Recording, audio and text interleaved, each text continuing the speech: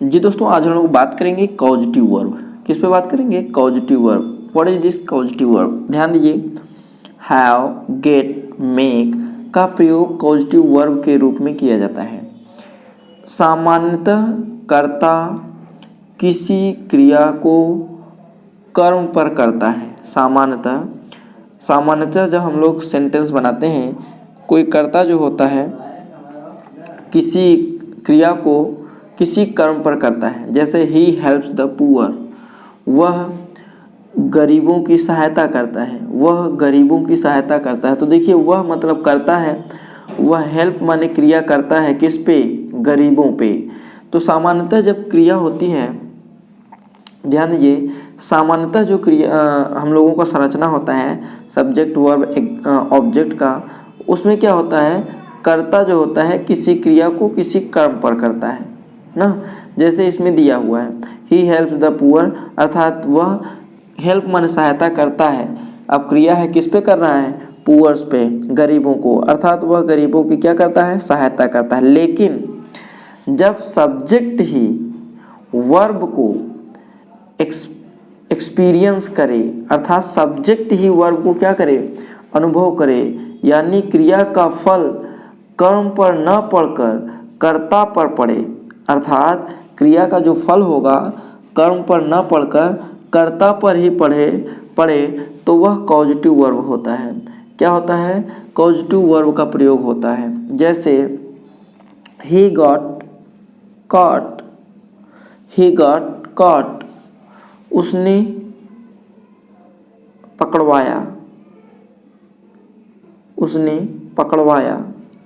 जैसे the environment gets polluted due to our ignorance, जो environment है, पर्यावरण है, वह पोल्यूटेड हो रहा है, मतलब दूषित हो रहा है। किस कारण के? ड्यू टू आवर इग्नोरेंस, हमारे इग्नोरेंस की वजह से। तो देखिए, यहाँ पे एनवायरमेंट पर ही प्रभाव पड़ रहा है, ही पर ही प्रभाव पड़ रहा है इसका, ठीक है। तो देखिए, ही गॉट कॉट, वह पकड़ा गया ना। तो अगर ध्यान दीजिए, यहाँ पर जो वर्ब है उसका प्रभाव किस पे पड़ रहा है? सब्जेक्ट पर ही पड़ रहा है। तो जब सब्जेक्ट पर क्रिया का प्रभाव पड़ता है तो वह कॉजेटिव वर्ब में होता है। किस में होता है? कॉजेटिव वर्ब में होता है। जैसे यहाँ पे देखिए दिया हुआ है, कई बार वाक्य से यह तात्पर्य निकलता है कि कर्ता किसी कार्य को करता नहीं बल्कि कराता है। करता नहीं है बल्कि क्या करता है? वो कराता है। यानी यहाँ सब्जेक्ट वन कार्य करने वाला एवं सब्जेक्ट टू कार्य करवाने वाला का प्रत्यक्ष अथवा अप्रत्यक्ष रूप से मौजूद होते हैं। कार्य करने वाला या कार्य करवाने वाला प्रत्यक्ष या अप्रत्यक्ष रूप से क्या होते हैं? मौजूद होते हैं। जैसे I made him do the whole work, I made him do the whole work, मैंने उससे पूरा कार्य करवाया, मैंने उससे पूरा कार्य करवाया। तो देखिए, सब्जेक्ट टू काम कराने वाला है I, made, make according to tense के अनुसार मेक किस में बदल गया? मेड में। हिम मतलब करने वाला है, कार्य करने वाला सब्जेक्ट वन है, कार्य करवाने वाला सब्जेक्ट टू है।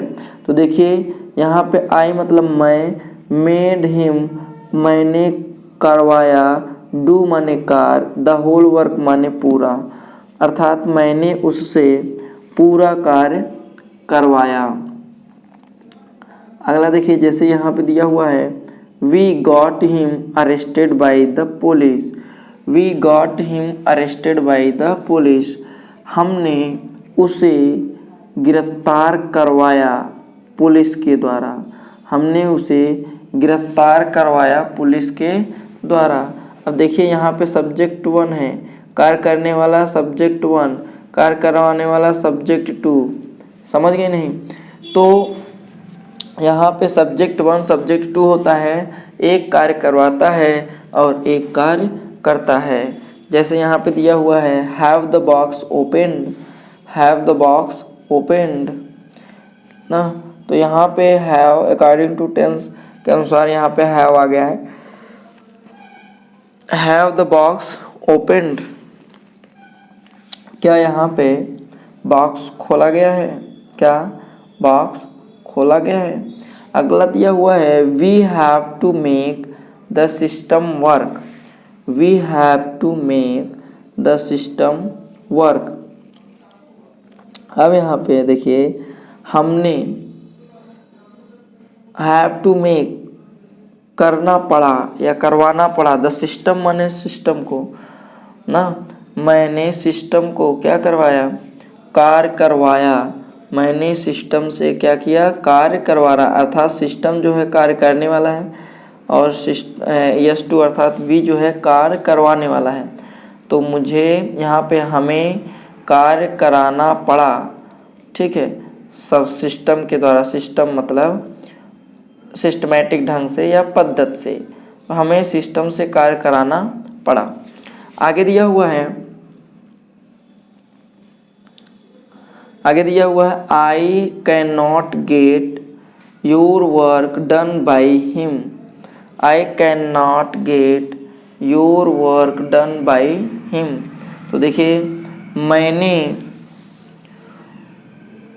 तुम्हारा कार्य नहीं करवा सका, मैं तुम्हारा कार्य नहीं करवा सका बाई हिम, उसके द्वारा। मैं तुम्हारा कार्य नहीं करा सका बाई हिम, उसके द्वारा। तो देखिए यहाँ पे एक कार्य करवाने वाला और दूसरा कार्य करने वाला है, ठीक है। तो इस प्रकार के सेंटेंस में हम लोग जिस वर्ब का यूज करते हैं वो कॉजेटिव वर्ब होता है। नोट में यहाँ पे दिया हुआ है मेक, हैव, गेट के प्रयोग के बीच में अंतर है। ध्यान दीजिए, गेट और हैव के प्रयोग के बाद सब्जेक्ट वन का उल्लेख बाई S1 के फॉर्म में होता है, लेकिन पैसिव वॉइस की तरह हो तो S1 का प्रयोग किया भी जा सकता है और नहीं भी, ठीक, अगर पैसिव वॉइस है तब। और मेक के बाद S1 का प्रयोग करना आवश्यक है, मेक के बाद S1 का प्रयोग करना आवश्यक है। गेट और हैव के बाद वर्ब का थर्ड फॉर्म प्रयोग होता है और मेक के बाद वर्ब का फर्स्ट फॉर्म प्रयोग होता है, ठीक है। तो इतना ध्यान रखेंगे आप लोग। वाक्य में देखिए, वाक्य में गेट, हैव एवं मेक टेंस के अनुसार परिवर्तित होता रहता है। आप चाहे जिस टेंस में इसको बना सकते हैं, ठीक है। तो ये कॉजेटिव वर्ब था। क्या था? Causative verb. अब हम लोग देखेंगे वर्ब का विभिन्न पैटर्न। हम लोग विभिन्न पैटर्न को कहाँ कहाँ वर्ब का यूज करते हैं, ठीक। चलिए तो आइए हम लोग देख लेते हैं पैटर्न नंबर 1। पैटर्न नंबर 1 क्या है? सब्जेक्ट प्लस वर्ब होता है। एक पैटर्न तो ये है सब्जेक्ट प्लस वर्ब, सीधा सीधा रहेगा। ये वर्ब के प्रयोग का सबसे साधारण पैटर्न है। ऐसे सेंटेंस फॉर्मेशन में सब्जेक्ट के बाद अकर्मक क्रिया इंट्रांजिटिव वर्ब का प्रयोग होता है। वाक्य का अर्थ किसी ऑब्जेक्ट के बिना भी स्पष्ट होता है। इस सेंटेंस पैटर्न को पैसिव वॉइस में परिवर्तित नहीं किया जा सकता, ठीक है। सब्जेक्ट प्लस वर्ब वाले पैटर्न को पैसिव वॉइस में परिवर्तित नहीं किया जा सकता। अब देख लेते हैं पैटर्न क्या क्या है। इसमें बताया गया सब्जेक्ट रहेगा, वर्ब रहेगा बस। तो देखिए बर्ड्स फ्लाई, चिड़िया उड़ती हैं। तो देखिए ऑब्जेक्ट का जरूरत पड़ा? नहीं पड़ा। द मून इज शाइनिंग, ना, चंद्रमा चमक रहा है। द बेबी इज स्लीपिंग, बच्चा सो रहा है। आई वॉज गोइंग, मैं जा रहा हूँ। तो इसमें देखिए ऑब्जेक्ट की ज़रूरत ही नहीं पड़ी, सीधा सब्जेक्ट और वर्ब आ गया बस, अर्थात सब्जेक्ट प्लस वर्ब का पैटर्न है ये, सब्जेक्ट और वर्ब का पैटर्न है। पैटर्न नंबर 2 देख लेते हैं। पैटर्न नंबर 2, पैटर्न नंबर 2 में क्या है? एक सब्जेक्ट रहेगा, एक वर्ब रहेगा और सब्जेक्ट कंप्लीमेंट रहेगा। सब्जेक्ट वर्ब और सब्जेक्ट कंप्लीमेंट रहेगा, ठीक। तो आइए देख लेते हैं इस प्रकार के पैटर्न पे कैसे हैं सेंटेंस बनते हैं। ध्यान दीजिए, ऐसे सेंटेंस फॉर्म में कंप्लीमेंट या तो नाउन होता है या प्रोनाउन या फिर एडजेक्टिव, और इस सेंटेंस पैटर्न को भी पैसिव वॉइस में परिवर्तित नहीं किया जा सकता। इस पैटर्न को भी पैसिव वॉइस में परिवर्तित नहीं किया जा सकता। जैसे this is a pen, this is a pen, अब यह पैसिव वॉइस में नहीं परिवर्तित हो सकता। It is I, it is I, he looks happy, he looks happy. तो देखिए सब्जेक्ट कम्प्लीमेंट है और सब्जेक्ट कम्प्लीमेंट में हम लोग सब्जेक्ट वर्ब और सब्जेक्ट कम्प्लीमेंट को रखते हैं। तो ये पैटर्न ये दिखाता है my father got angry, my father got angry. तो यहाँ पे ये ऑब्जेक्ट नहीं, ये सब्जेक्ट कम्प्लीमेंट है, ठीक है। और subject verb plus subject complement वाले पैटर्न को हम लोग पैसिव वॉइस में नहीं बदल सकते हैं।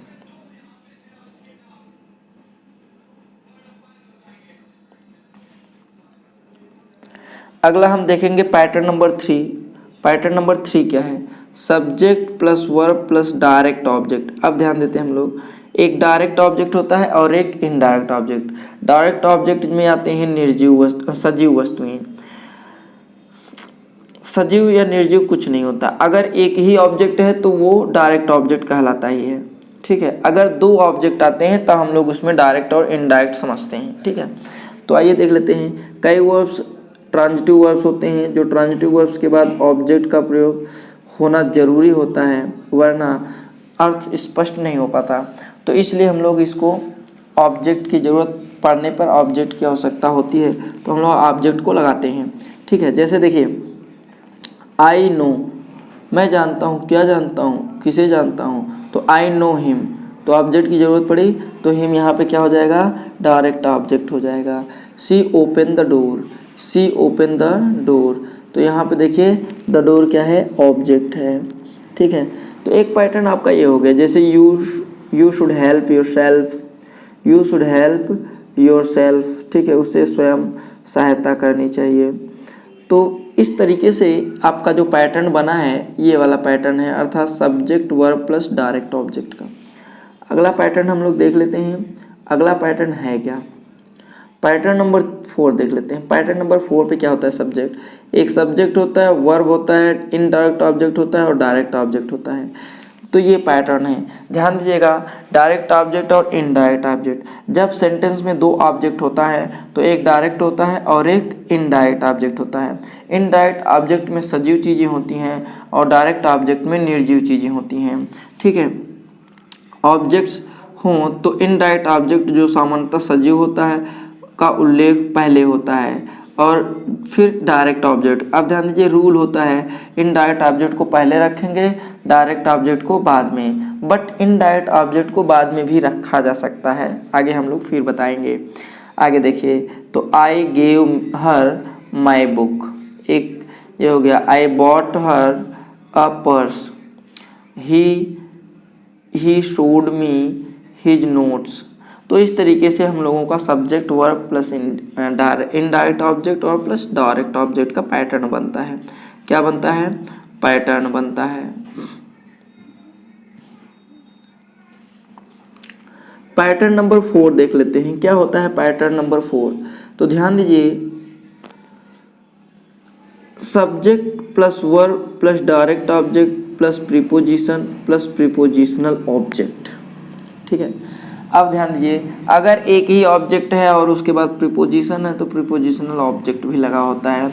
अगर पैटर्न 4 को हम इस तरह परिवर्तित करना चाहें कि डायरेक्ट ऑब्जेक्ट का उल्लेख पहले किया जाए और इनडायरेक्ट ऑब्जेक्ट का बाद में किया जाए, तो एक प्रीपोजिशन का प्रयोग होता है। तो प्रीपोजिशन हम लोग पहले डायरेक्ट ऑब्जेक्ट के बाद एक प्रीपोजिशन लगाएंगे और उसके बाद हम लोग इनडायरेक्ट लिखेंगे। तो ध्यान दीजिए, हमने अभी बताया था अगर दो ऑब्जेक्ट होंगे, एक प्रीपोजिशन, एक इनडायरेक्ट होगा और एक डायरेक्ट होगा, तो डायरेक्ट को पहले लिखा जा सकता है, इनडायरेक्ट को बाद में भी लिखा जा सकता है, बट उनके बीच में एक प्रीपोजिशन यूज होगा जो टू या फार का प्रयोग होता है। किसका प्रयोग होता है? टू या फार का प्रयोग होता है। तो आइए देख लेते हैं। I gave my book to her, I bought a purse to for her, ठीक है। He showed his notes to me and my friends. तो ध्यान दीजिए कोई वर्ब्स का प्रयोग पैटर्न 4 और 5 दोनों में किया जा सकता है। पैटर्न 5 का प्रयोग ज़्यादा उचित होता है अगर डायरेक्ट ऑब्जेक्ट कम महत्वपूर्ण हो या फिर इनडायरेक्ट ऑब्जेक्ट ज़्यादा लंबा हो, तो हम लोग इसको इस तरीके का यूज कर लेते हैं। आगे हम लोग चलते हैं, पैटर्न नंबर 6 देखते हैं। पैटर्न नंबर 6 क्या है? सब्जेक्ट वर्ब, उसके बाद नाउन या प्रोनाउन प्लस एडजेक्टिव होता है। इस तरीके का भी पैटर्न होता है। ऐसे सेंटेंसेस में एडजेक्टिव उस अवस्था को दर्शाता है जो क्रिया की वजह से हुआ है। जो किसकी वजह से हुआ है? क्रिया की वजह से हुआ, या नाउन एवं एडजेक्टिव को मिला के ऑब्जेक्ट बनाया जाता है। तो इस तरीके का हम लोग क्या करते हैं, पैटर्न को फॉलो करते हैं। जैसे he pushed the door open, he pushed the door open. तो ध्यान दीजिए यहाँ पे सब्जेक्ट आया है, उसके बाद क्या आया है? वर्ब आया है, डायरेक्ट ऑब्जेक्ट आया है और एक एडजेक्टिव आ गया। डायरेक्ट ऑब्जेक्ट में नाउन या प्रोनाउन रहता है। जैसे शी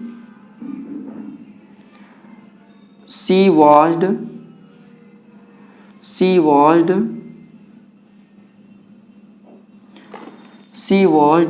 द प्लेट्स क्लीन। तो यहाँ पे इस तरीके का पैटर्न हम लोग, जैसे आई लाइक माइटी स्ट्रॉन्ग,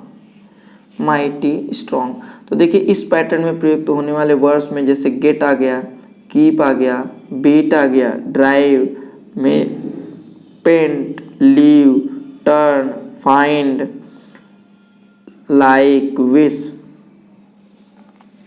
इस तरीके के इस पैटर्न में आपके वर्ब देखने को मिलते हैं। ठीक है, चलिए आगे हम लोग देख लेते हैं पैटर्न नंबर 7। पैटर्न नंबर 7 क्या है?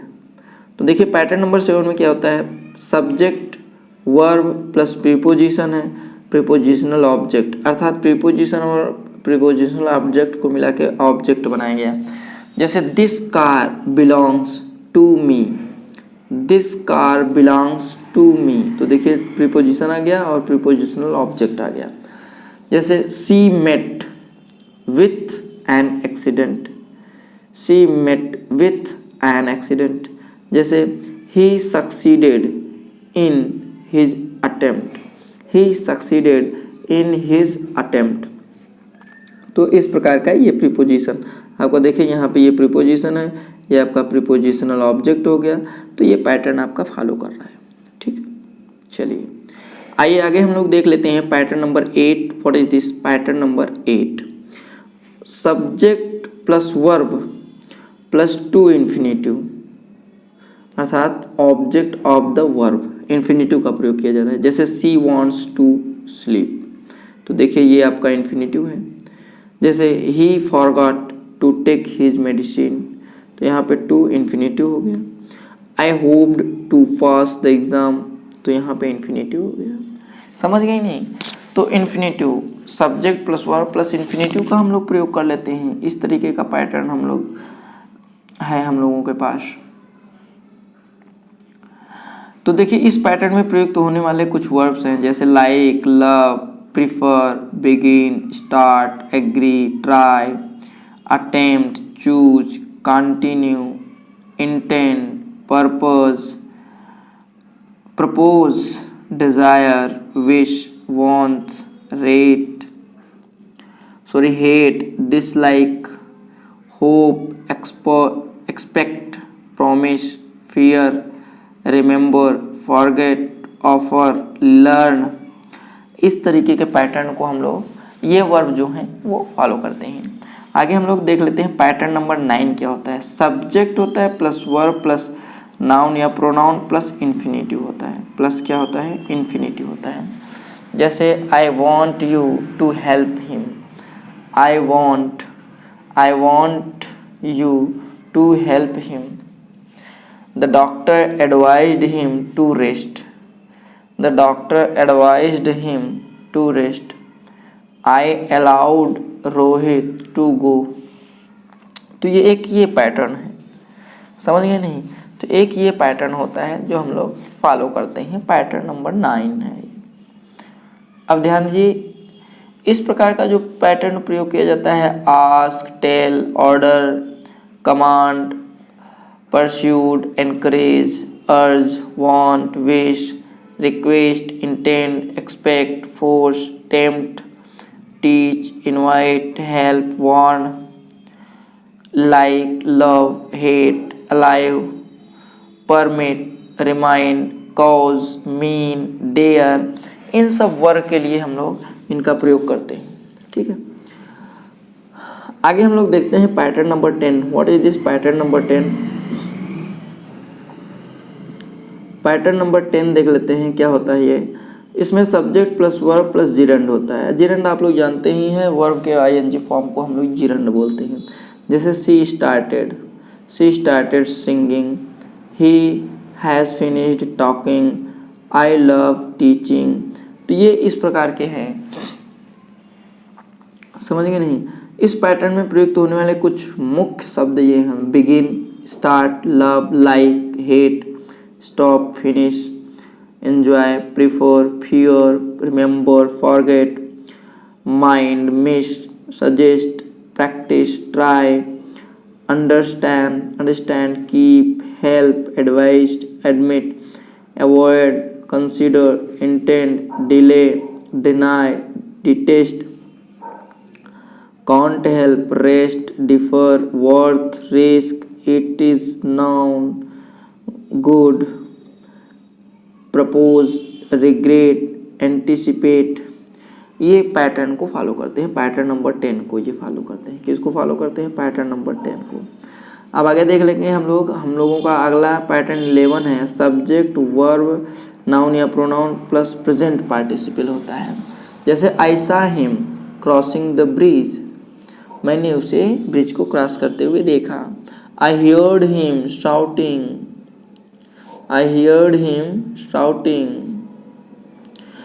You kept me waiting. तो इस पैटर्न में प्रयुक्त होने वाले वर्ब्स हैं, जैसे सी हो गया, हियर हो गया, smell, feel, watch, notice, find, observe, listen, get, catch, keep, leave, set, start. ये इस पैटर्न को फॉलो करते हैं। ठीक है, आगे हम लोग चलते हैं। पैटर्न नंबर 12 है। पैटर्न नंबर 12 में देखते हैं क्या है। तो ध्यान दीजिए, पैटर्न नंबर 12 में दिया हुआ है, पैटर्न नंबर 12 में subject plus verb plus noun या pronoun plus plain infinitive. Plain infinitive का मतलब इनके साथ इन्फिनेटिव नहीं यूज होगा। जैसे I will not let you go, we made him finish the work, I bade the boy leave the room. तो ध्यान दीजिए, ये आपके क्या है? Plain infinitive, noun plus infinitive without to का प्रयोग किया जा रहा है। अर्थात इस पैटर्न में प्रयोग किए जाने वाले वर्ब हैं see, watch, notice, observe, hear, listen, feel, make, let, help, bid. ठीक है, इनका प्रयोग हम लोग इस पैटर्न पे यूज करते हैं। अगला दिया हुआ है वर्ब्स के कुछ इंपॉर्टेंट पॉइंट्स, हम लोग इस पे कल चर्चा करेंगे, अर्थात नेक्स्ट वीडियो में चर्चा करेंगे। यह वीडियो आपको कैसा लगा कमेंट बॉक्स में कमेंट करना ना भूलिएगा, और अगर चैनल पे नए आए हों तो चैनल को सब्सक्राइब कर लीजिएगा, बेल आइकन पे प्रेस कर दीजिएगा ताकि नए नोटिफिकेशन आप तक पहले पहुँच सकें। ठीक है, फिर मिलेंगे हम लोग नेक्स्ट वीडियो में नेक्स्ट टॉपिक के साथ। तब तक के लिए जय हिंद।